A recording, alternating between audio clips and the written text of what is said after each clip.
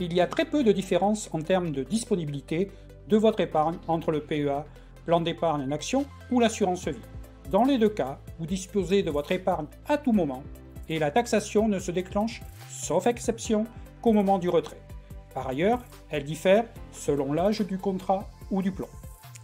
Et pour optimiser les conditions de retrait, il faut attendre 8 ans pour un contrat d'assurance vie, mais seulement 5 ans pour un PEA.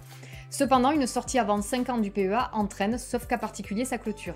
Depuis la loi Pacte de 2019, il est possible de réaliser les retraits sur le PEA à partir de la 5e année sans pour autant procéder à sa clôture. En ce qui concerne l'assurance vie, de votre vivant, l'assurance vie offre un double avantage fiscal. Tant que vous ne retirez pas d'argent, les gains ne sont pas fiscalisés, quelle que soit l'ancienneté de votre contrat. Ils se cumulent et génèrent eux-mêmes des intérêts. On parle d'enveloppe de capitalisation. Après 8 ans, vous bénéficiez d'abattements et vous pouvez retirer votre argent à moindre fiscalité. Au-delà de 8 ans, si la part des intérêts de votre retrait est inférieure aux abattements de 4 600 € pour une personne seule et 9 200 € pour un couple, vous ne paierez pas d'impôt sur vos gains hors prélèvements sociaux 100 ans. L'intérêt principal du PEA réside dans sa fiscalité avantageuse.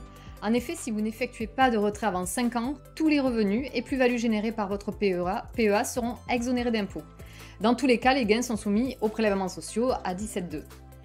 La fiscalité du PEA est basée sur sa durée de vie. Dans le cas où vous retirez de l'argent de votre PEA, ce qu'on appelle retrait ou rachat, avant les 5 ans du plan d'épargne, le gain net réalisé depuis l'ouverture du plan sera imposé au taux de 12,8%.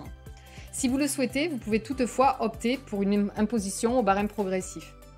Toutefois, les retraits anticipés bénéficient d'une exonération d'impôt sur le revenu dans certaines situations, notamment dans les cas suivants: décès du titulaire du plan et affectation des sommes au financement de la création ou de la reprise d'une entreprise sous condition. Alors qu'est-ce qui se passe après 5 ans de détention? C'est très simple, vos plus-values sont exonérées d'impôt sur le revenu, c'est pourquoi il peut être intéressant d'ouvrir un PEA au plus tôt. En cas de décès, l'assurance vie reste le placement par excellence, car il permet d'optimiser la transmission de votre patrimoine grâce à la clause bénéficiaire. Personnalisable, elle permet à la fois de fractionner le capital comme bon vous semble, mais aussi de désigner les bénéficiaires de votre choix, qu'ils soient héritiers ou non. Permet aussi de limiter les droits de succession, grâce à des abattements fiscaux plus avantageux que ceux liés au degré de parenté. Quant au PEA, il suit les règles successorales classiques qui sont moins avantageuses que celles de l'assurance vie. En outre, il est impossible sur un PEA, par exemple, de désigner un bénéficiaire hors succession. Il est tout à fait possible de détenir à la fois une assurance vie et un PEA. Une même personne peut d'ailleurs ouvrir plusieurs assurances vie, y compris auprès d'établissements différents. Elle ne peut en revanche détenir qu'un seul plan d'épargne en action. Les patrimoines les plus importants peuvent avoir tout à fait intérêt à cumuler les deux contrats afin de profiter de leurs régimes fiscaux respectifs. Donc, il est intéressant pour ces deux enveloppes de prendre date fiscale, c'est-à-dire de procéder à l'ouverture le plus tôt possible. Vous arriverez ainsi plus vite à la maturité fiscale. On la rappelle, 5 ans pour le PEA, 8 ans pour l'assurance vie. Le grand avantage de l'assurance vie est de ne pas être plafonné. Vous n'êtes donc pas limité dans vos versements et pouvez même cumuler plusieurs contrats. En revanche, chaque contribuable ne peut disposer que d'un seul PEA. Son plafond est limité à 150 000 €. Notez toutefois qu'il peut être augmenté jusqu'à 225 000 € si vous possédez aussi un PEA PME-ETI. Alors qu'il est possible d'ouvrir un contrat d'assurance vie pour son enfant dès sa naissance, le PEA ne peut pas être souscrit par un mineur. La loi Pacte de 2019 a cependant récemment assoupli les conditions d'ouverture du PEA. Il est désormais possible pour des jeunes âgés de 18 à 25 ans, encore attachés au foyer fiscal de leurs parents, de souscrire un PEA jeune. Son plafond est fixé à 20 000 €. Le plan d'épargne en action, PEA, permet d'investir dans des actions européennes en direct et des OPC actions investies sur les marchés actions européens, mais également d'autres fonds éligibles.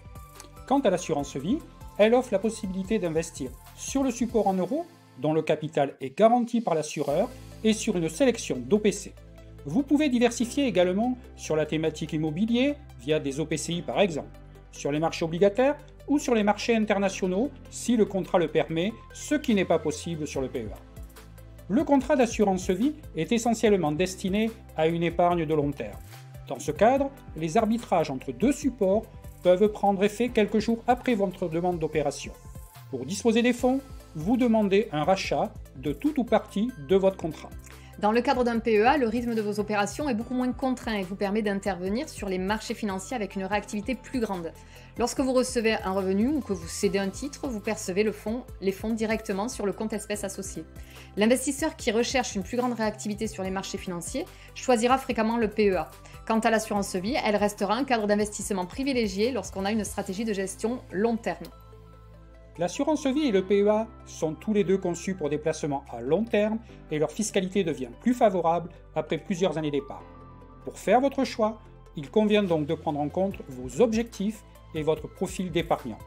Le PEA est recommandé pour se constituer un patrimoine en investissant dans les marchés financiers actions.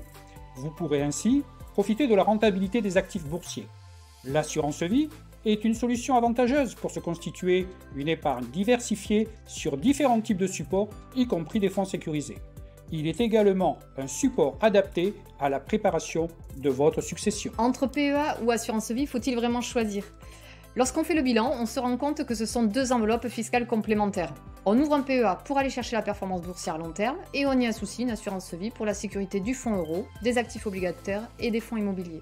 La disponibilité de l'épargne vous permettra, qui plus est, de ne pas avoir à fermer votre PEA en cas de besoin.